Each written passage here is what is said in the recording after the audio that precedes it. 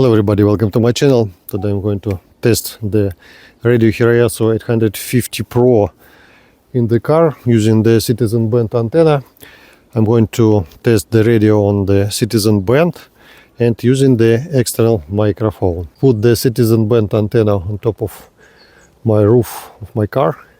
This is antenna Big Optim, the length of antenna around 1.5 meters. You can use the radio in the car, just connect the external antenna using the adapter and external microphone.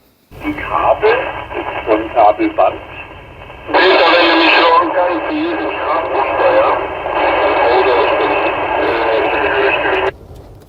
Wenn ihr eine neue Antenne mehr kauft, es kommen jetzt nur noch 2 Stück in Frage. Entweder ist es da die französische oder die, wo der Frank hat.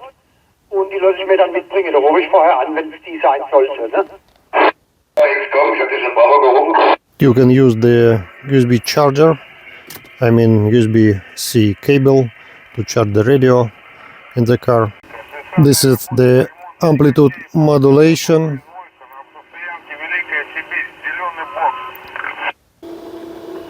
Testing, audio test, 27.275.